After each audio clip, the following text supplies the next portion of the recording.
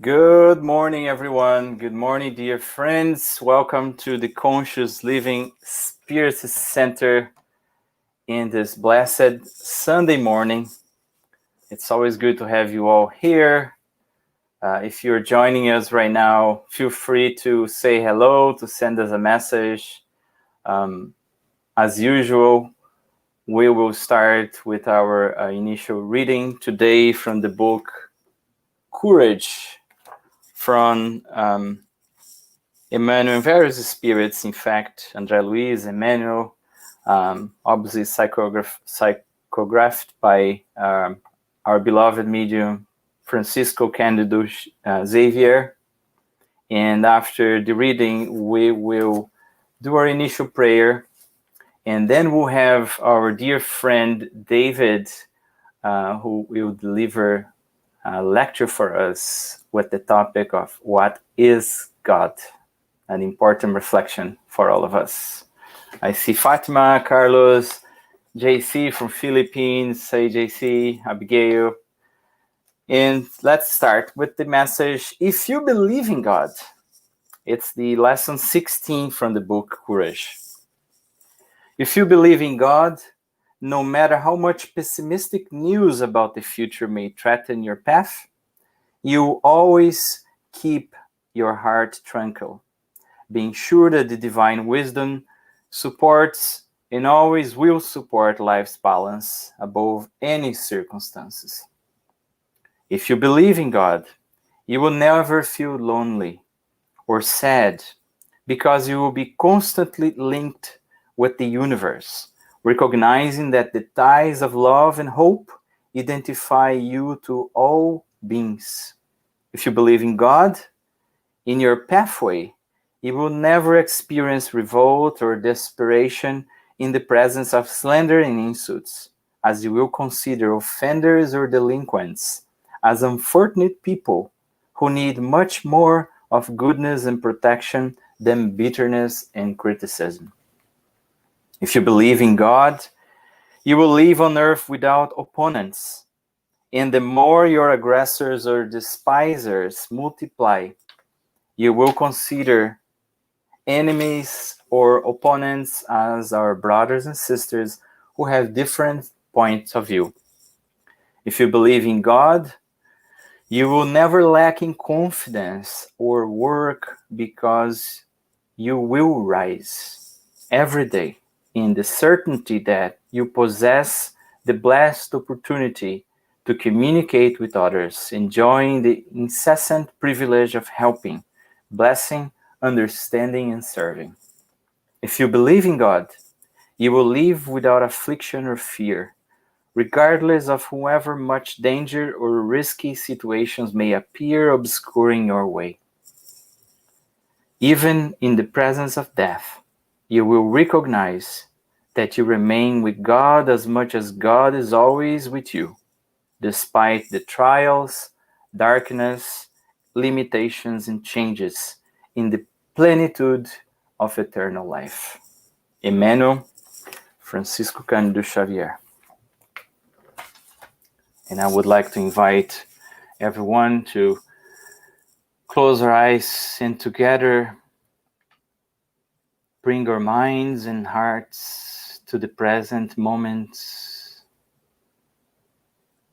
connecting to the positive energy that comes from God, from our good spirits, from our protector spirits who are always assisting us in our homes or whatever we are. We thank you, God, for the day, for the blessed opportunity of life. We thank the good spirits for their inspiration, leading us to this virtual encounter today to reflect about the reality of our immortal life and about our Creator. We are also grateful to our beloved Master Jesus for his examples, for his lessons, and for his guidance, enabling us to live the present life, as much as we can, following his footsteps. We ask the good spirits to bless our dear friend David, inspiring him in his heart, his mind, to deliver his reflections prepared with so much care and love to all of us. And may we all be connected to these teachings, absorbing as much as possible. And with that, we ask the permission and the blessings to start our meeting this morning. Thank you, and so be it. And with that, let me bring our dear friend David and wish you, David, a great lecture this morning.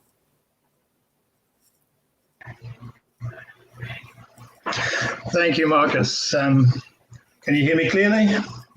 Crystal clear, David. Okay. Well, thank you very much, Marcus. And also thank you for that, the choice of the opening introductory talk, the introductory reading. Very appropriate to what I'm going to talk about today. But anyway, as always, it's a privilege and a pleasure to be with you all today and to deliver our weekly Sunday meeting.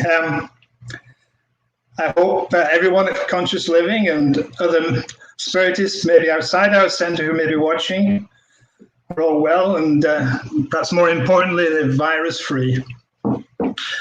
I think like all of you, I truly miss the social contact and the interchange of going back to our pre-COVID Sunday meetings. And I'm reminded now more than ever how through the common belief in Spiritism, we need to connect with our extended family. Well, at least we now have the tool to connect with through the internet, so we can both hear and see each other from the comfort and perhaps more importantly, the safety of our own homes.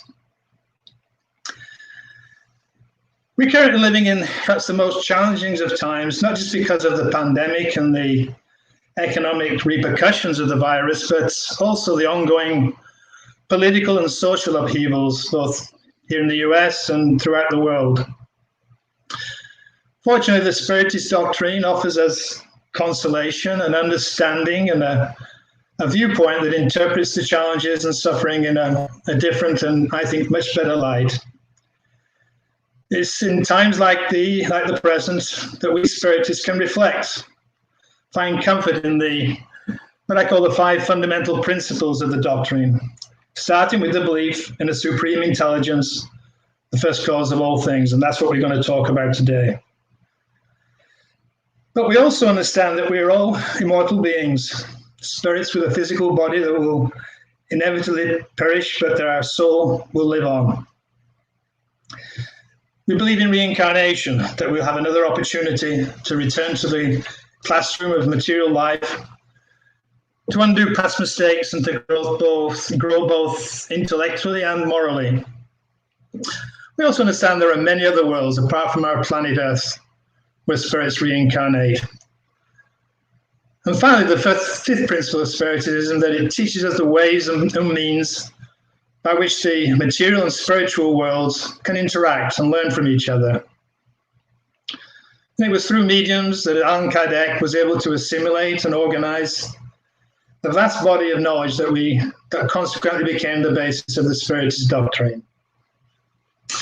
But again, today I'd like to explore with you in greater details the first fundamental principle of Spiritism, that of a supreme intelligence, the creator of all that is.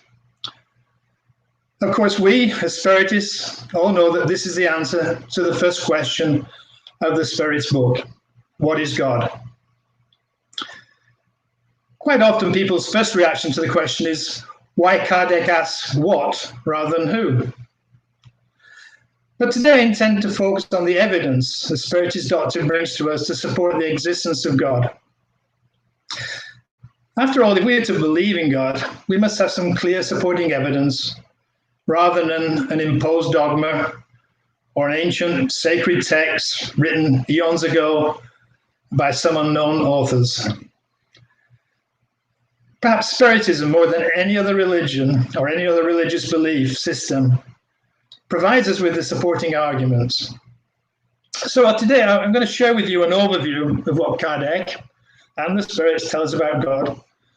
But also I want to try and convey a deeper perspective through the author Leon Denis and the teachings he brings in the book, the amazing book, After Death. Now, my objective today is not to try and change anyone's belief in God. After all, a belief in God is a very personal experience, and everyone's approach is unique.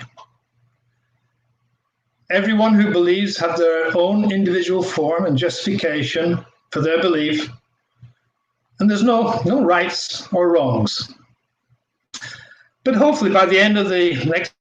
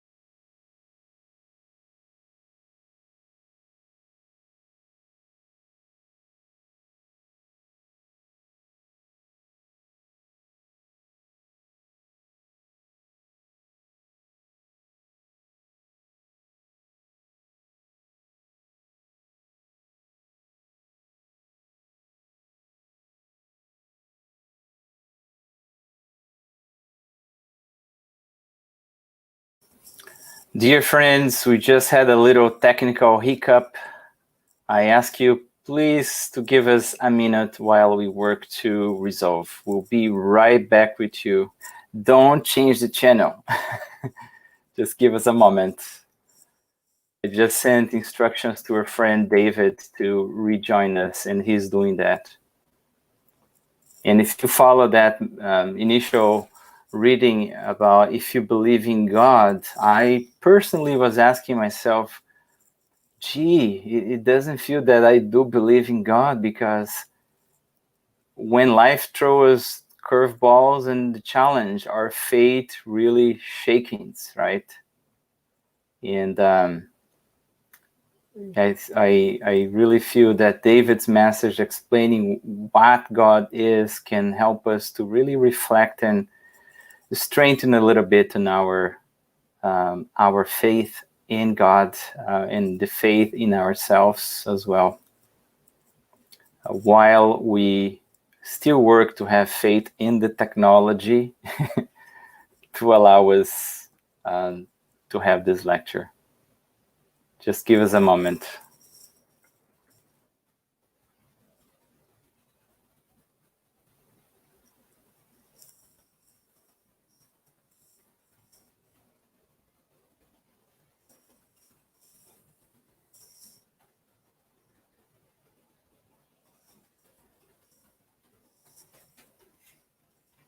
And meanwhile, we wait for David. I know very well many of you who are here, and I would love to hear your perspectives on the understanding of God. So feel free to add your points of view here.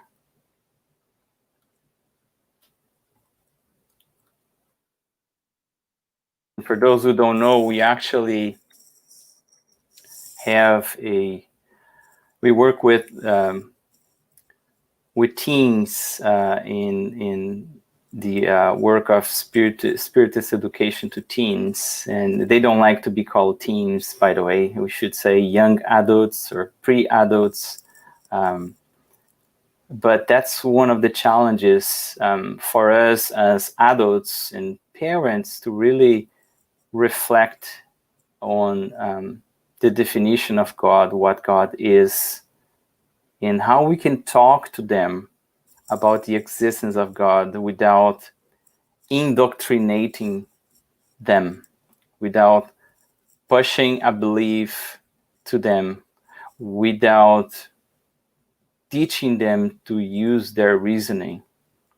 And if you remember the principle that Allan Kardec put in the very beginning of the Gospel according to Spiritism, he really said, rational faith is the only capable of facing reasoning in any epochs of humanity, right? Which means we shouldn't be able to ask that question when our kids come to us asking about the existence of God and being honest, saying, I don't really know if I believe in God. I think that's an honest conversation to have and say, yeah, it's okay that you don't believe, but let's reflect on the bigger picture of life and think about how we come to exist, how the universe came to exist. There has to be a force, right? And I think that's the conversation. As David was saying, there are different interpretations of what God is according to different religious beliefs. But there is certainly a common denominator across the different beliefs, right? When we look at this, most of the scientists, not all, there are an ever increasing number of scientists that, as they explore more and more the deep secrets, let's put this way, of the universe, they end up realizing that there has to be an intelligence behind the creation. That can't be the work of probability and luck and coincidence, right?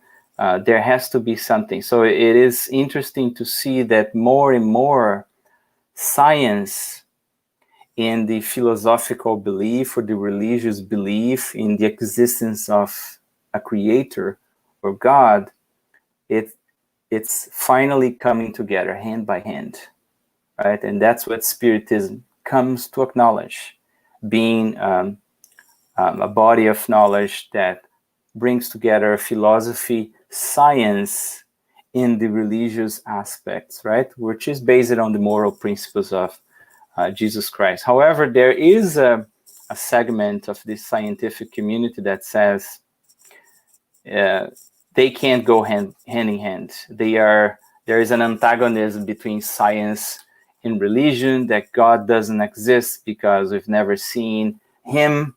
We even call him, right? Who knows?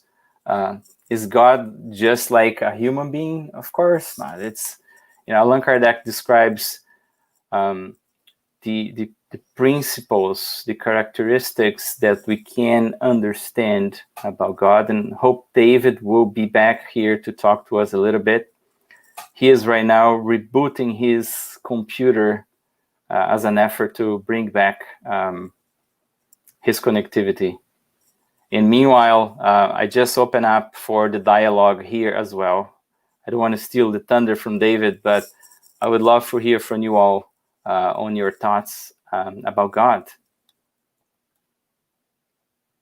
Yeah, so David's working on it. And then just to complete my thought in talks to our kids, it is just like Christianity, right? Let's do a little analogy with Christianity. We human beings committed so much crimes using the name of Jesus Christ that there is still in our physical world here, people very hurt and against the Christian ideas because of that, labeling all the Christians as hypocrites for what happened with the Crusades and all that, barbarism of the past. But there's also a lot of discarnate spirits with the same mindset.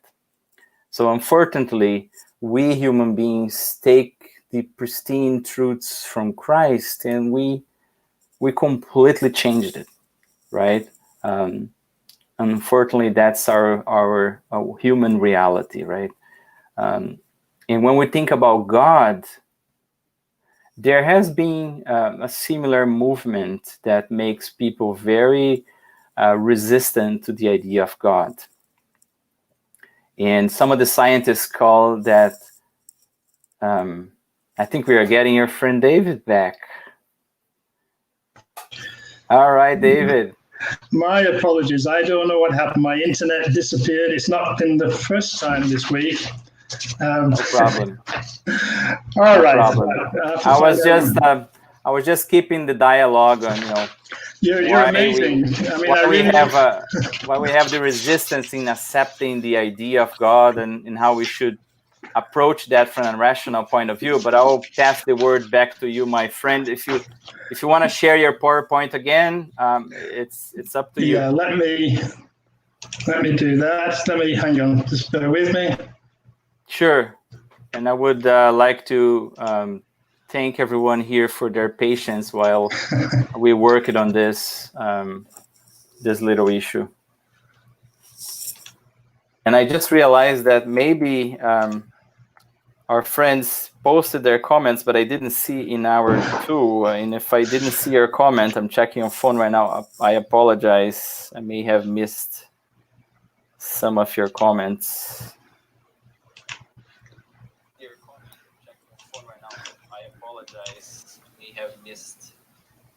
Some of your comments. No, I didn't miss anything, so you're good. Apologies, but I'm still having problems as I did when we first talked, Marcus, of getting PowerPoint up. Would you like to proceed with that PowerPoint, David? That's completely fine. I can do that. Yeah, that's the best thing. All right, back to you. Okay, so I'm trying to think what Okay, I think I talked about that. So, again, I mentioned that my objective is not to try and change anybody's belief in God. So it's for everyone, it's a personal and a very unique experience. But I'm going to start with a bit of a confession. All my life, I've struggled with the question, do I believe in God? My mother was a Methodist and forced me to attend Sunday school until my early teenage years, when I started to resist and finally rebel. And in contrast, my father was a hardened atheist. So for the first 60 years plus of my life, I oscillated between being agnostic and, quite honestly, sometimes atheistic. But I never totally rejected religion, and periodically I seriously tried to understand religious belief through close friends who were Catholic or Mormon, and some who had a spiritualistic outlook on life.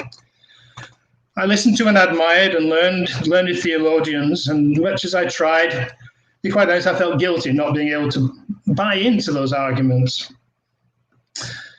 So before we delve into the Spiritist answers to what is God, we need to ask the question, is there a God?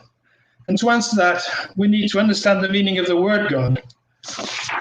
So I went to Wikipedia, and there's a very good definition of God, and I'd like to share that with you. So God is conceived as the supreme being, creator, deity, and the principal object of faith. God is usually conceived as being omnipotent, all-powerful, omniscient, all-knowing, omnipresent, all-present, and having an eternal and necessary existence. These attributes are used either in a way of analogy or are taken literally. God is often held to be incorporeal, immaterial.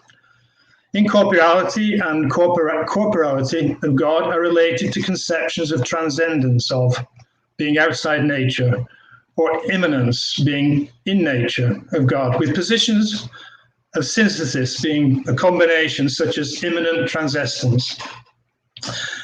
So some religions describe God without reference to gender, while others, or the translations, use terminology that is gender-specific and gender-biased. God is being conceived as either personal or impersonal. In theism, God is the creator and sustainer of the universe, while in deism, God is the creator, but not the sustainer of the universe. In pantheism, God is the universe itself. In atheism, there is an absence or belief in God. In agnosticism, the existence of God is deemed unknown or unknowable. God has also been conceived as the source of all moral obligation and the greatest conceivable existent.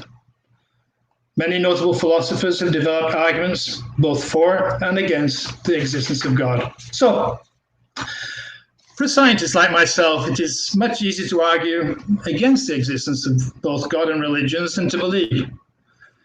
After all, if God is the creator of all that is, who created God? If God is all loving and just, why is there so much suffering in the world?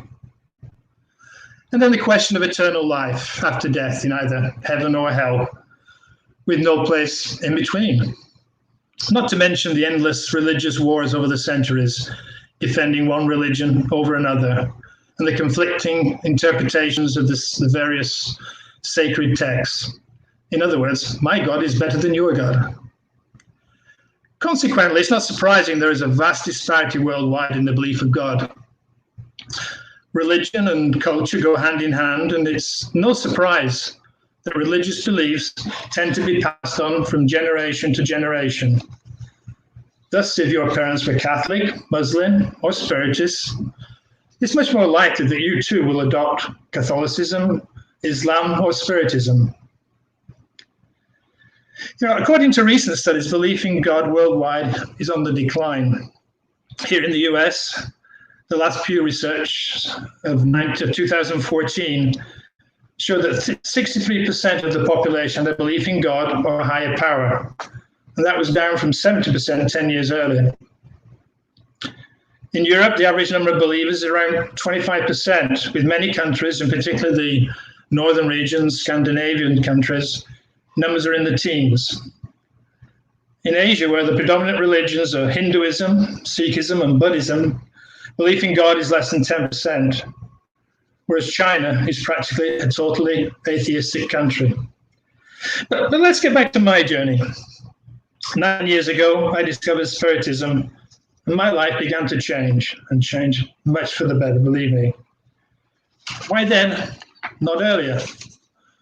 Was it because in my early 60s I could see the end of physical life approaching? Or maybe after going through some personal challenges, I started looking for a deeper meaning to life. And so, maybe coincidentally, maybe not, I was introduced to Conscious Living Spiritist group and Spiritism. Whatever the reasons, slowly at first, but over the subsequent weeks, 10 months, 10 years, I really became fascinated. Our small English-speaking Sunday group was from a diverse cultural and religious backgrounds, but we became close friends, and the lectures and discussions, I found them interesting and provocative. I joined the Spirit's Book study group under the guidance of our dear friend Susanna, delved deeper into the fundamentals of the Doctrine.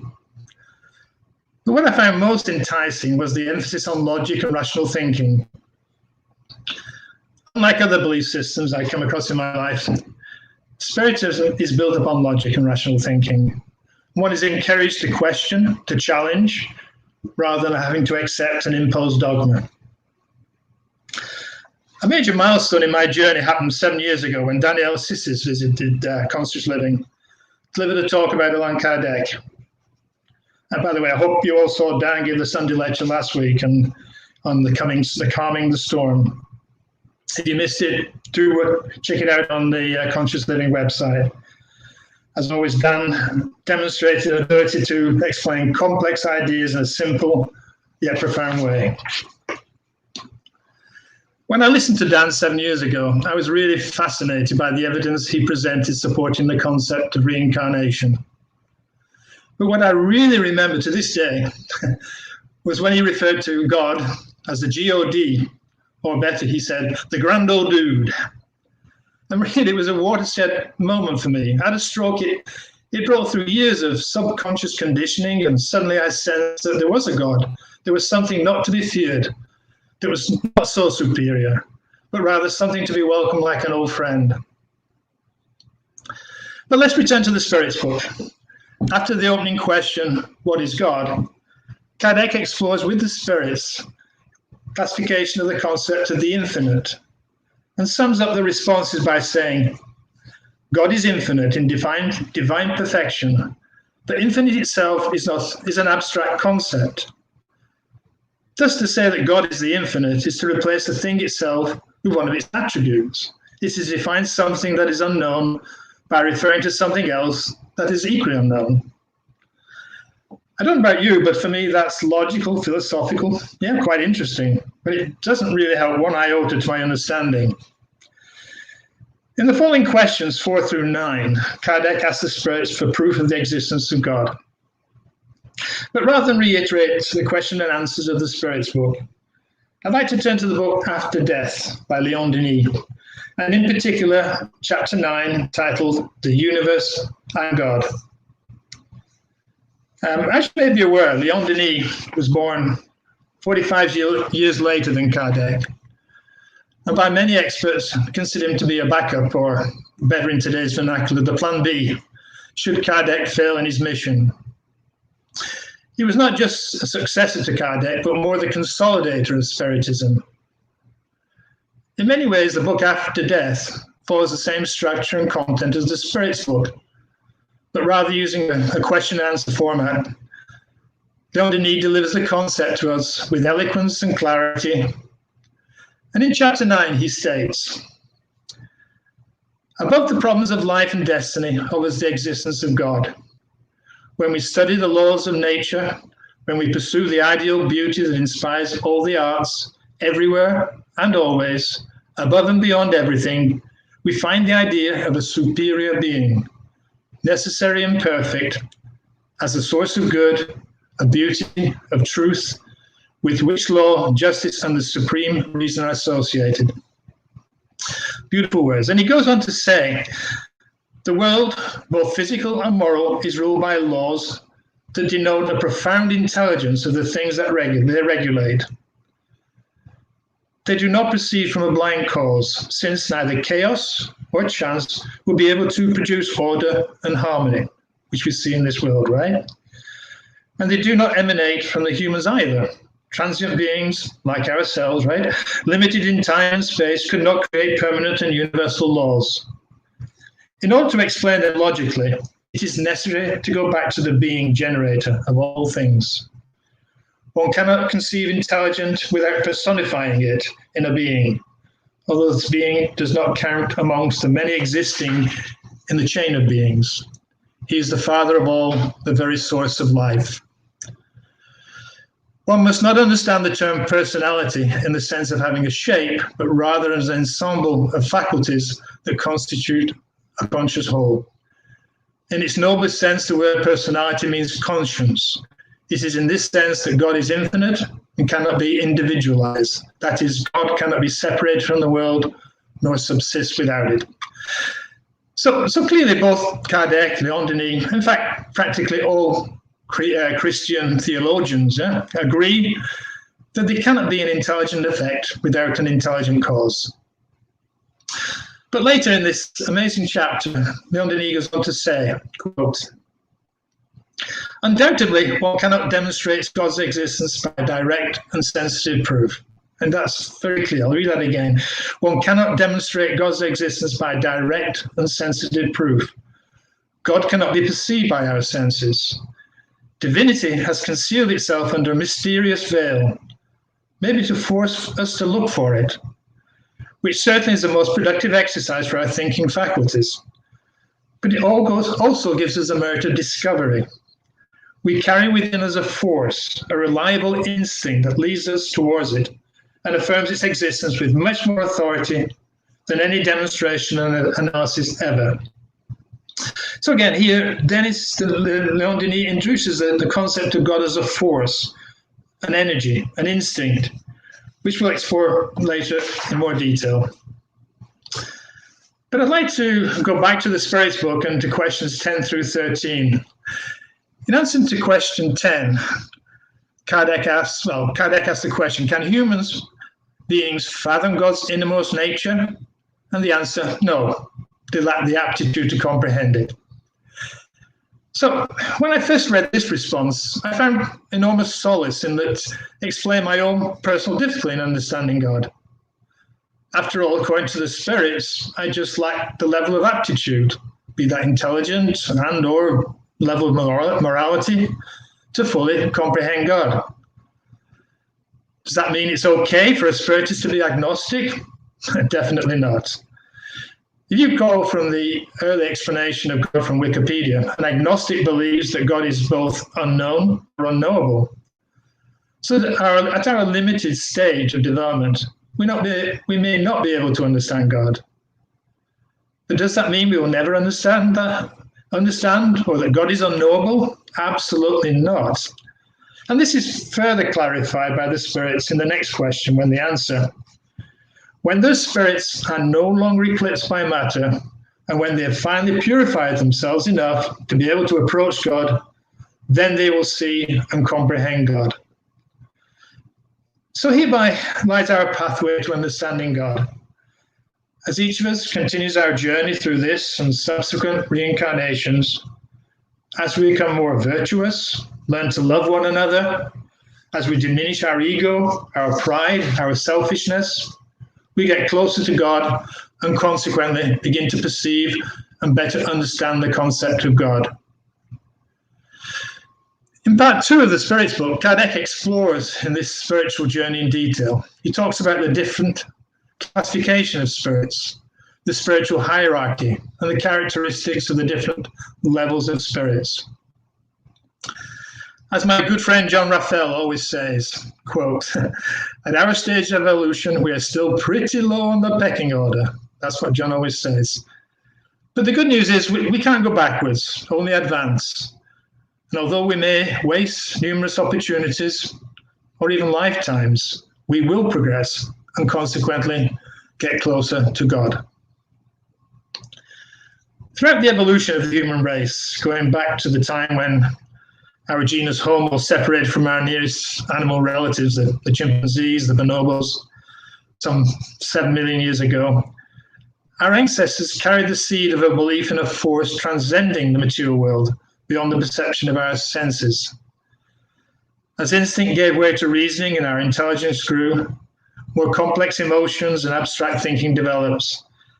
And this hidden desire to find something beyond the material world manifested itself through the arts. The oldest form of painting and rudimentary carved objects dating back 30 to 40,000 years ago illustrate the earliest representation of godlike figures. Even our now extinct cousins, Homo erectus, Homo habilis, the Neanderthals, and others, that point us to the primitive and embryonic desire to connect with the supernatural. As Homo sapiens evolved, we started to come together in increasing numbers, gradually abandoning our nomadic hunter-gatherer ways of living to congregate in larger and larger groups. Starting around, 7,000 years ago, thereabouts, family groups became tribes, and rather continuously roaming and foraging in search of food, humans created settlements, later villages, domesticated plants and animals, giving birth to the agricultural revolution. And this posed new challenges as we learned to live in social groups with a need of mutual support, still conflicting with our still prevalent animal instinct of survival of the fittest. As villages grew into larger communities and eventually civilizations, our individual intelligence grew through a symbiosis of our organic self, our organic brain, coupled with the accumulated moral experiences being continually recycled and expanded through each reincarnation.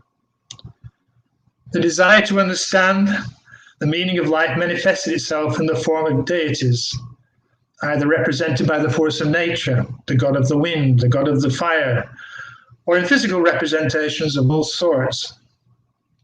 All civilizations, simultaneously and independently, drew inspiration from their respective gods, leading to more formal, structured religions. The oldest of these is reputed to be that of the Hindus in the Indian subcontinent, with the sacred Veda texts and their numerous deities. Judaism, the foundation of other Abrahamic religions, and the oldest monotheism still around, dating back from the 9th century BC, originated in the kingdom of Israel and Judah, but is alleged to be a variant of even older Egyptian faith called Atenanism, which disappeared in the 14th century. Other religions emerged in the Far East, attributed to individuals such as Buddha, Confucius, Lao Tzu, giving rise to Buddhism, Confucianism, and Taoism. Even more recent civilizations in the Americas, such as the Incas and the Aztecs, had their gods, which were revered and worshipped, often with the gifts of animal and even human sacrifice. But no matter the point in history, the culture of the civilization, its religious interpretations, or its intellectual advancement, the need for humans to explain the beauty of the world around and the purpose of its existence has been ever present. So I want to go back to, again, chapter 9 of After Death and share with you the following insight that Leon Denis brings us. The spectacle of nature, the sight of the skies, the mountains, the sea, impose on our mind the idea of a God concealed in the universe. Conscious shows him inside ourselves, or rather it shows us something of him. The sense of duty and of good. It constitutes the moral ideas towards which tend the faculties of the spirit and the feelings of the heart. Duty commands imperiously. It imposes itself, and its voice calls out to all the powers of the soul. In it resides a force that compels humans to sacrifice. It is the only thing that confers dignity to existence. Conscience is a manifestation of a power superior to matter, of a living and active reality within ourselves.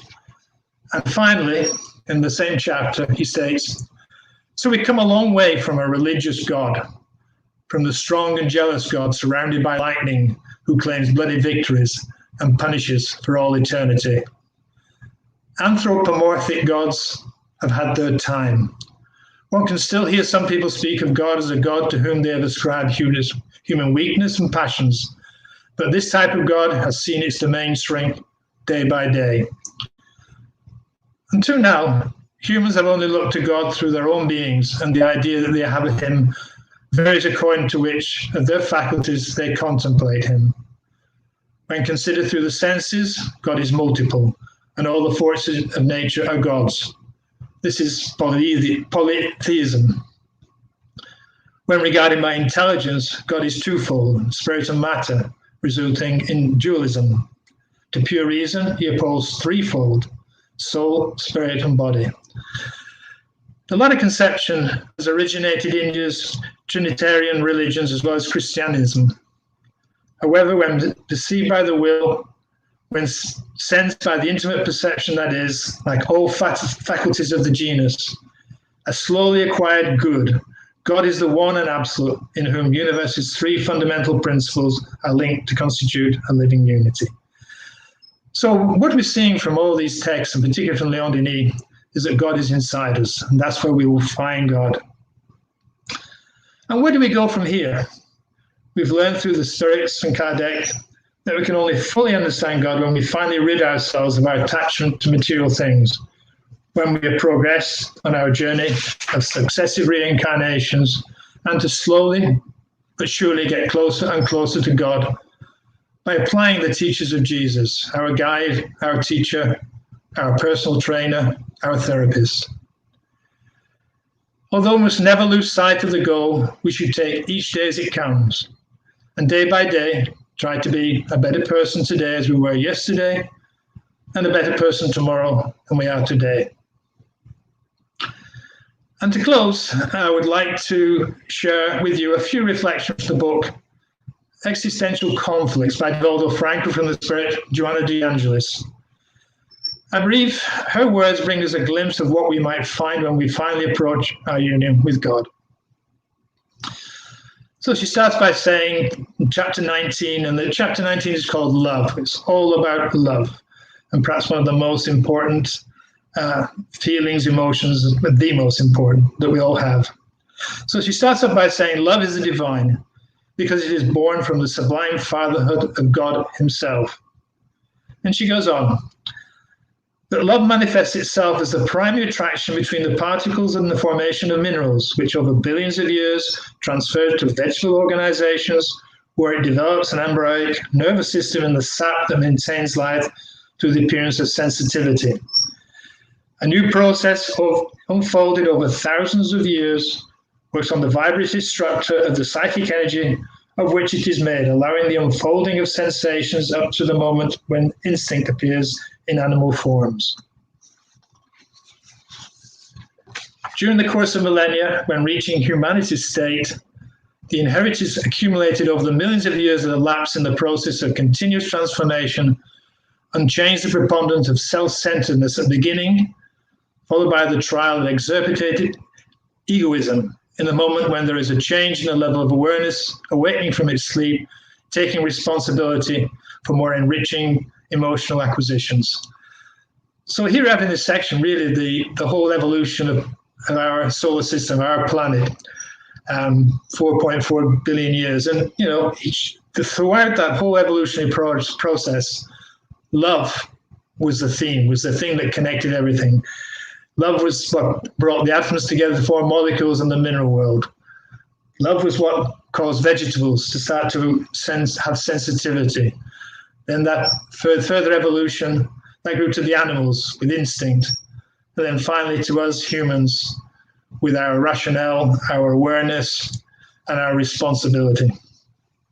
And she goes on to say, it is in that phase of modifications that the sentiment of love begins, while it still gets confused with instinctive manifestation of primary predatory forms against other expressions of life, whose sentiments prevailed, we will inevitably lead to dignifying emotions. And at the end of the chapter, she closed by saying, therefore, behaving in this way, the human being starts to love God in the fullness of life that he discovers to be rich in blessings everywhere. He finds God everywhere. He feels him in everything and in everyone. He experiences him emotionally wherever he is, and he behaves, inhaling his vitalizing encouragement.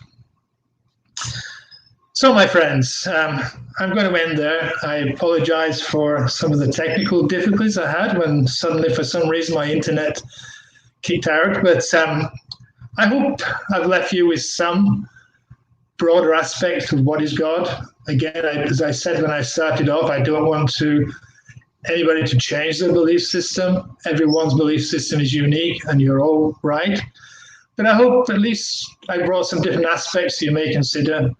I do recommend reading that chapter in Afterlife, and also this beautiful chapter of which I've just covered a few pages of a lot of beautiful reading from Joanna De Angelis. And so with that, my friends, I will ask you to join me in our closing prayer and saying thanks to our teacher and our guide, Jesus, all the good spirits that are with us in our respective homes. We thank you for your continual presence, and particularly in these times, these challenging times, we need your support, your guidance, your encouragement. We know that you're always with us, helping us as we overcome the obstacles we face each and every day.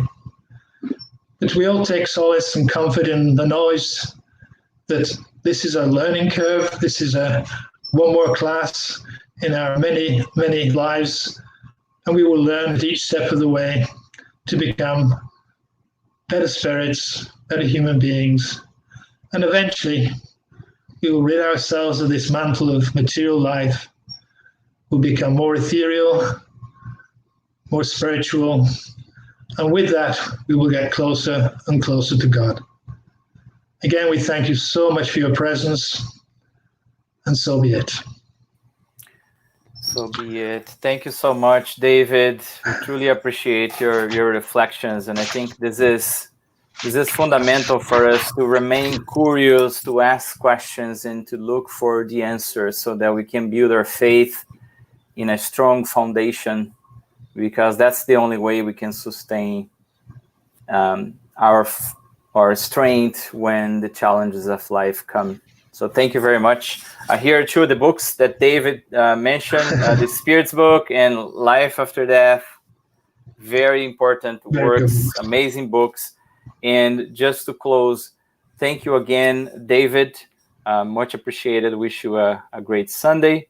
For everyone else, I have one more reminder for you all. I'm going just to move David here for a second, because I want to remind you of our little QR code. I know we are all away from our center, but we still remain with our operations fully supported by our volunteers. So everyone is facing a challenging time right now, but if you can, if there's a possibility, you can help us with a donation. You can take a picture of this, a screenshot on your phone, or go to our website that we posted here, and you can make a contribution if possible. With that, we would like to wish everyone a blessed Sunday, a blessed week ahead. Stay safe, and we'll see you soon. Thank you, everyone. Bye-bye.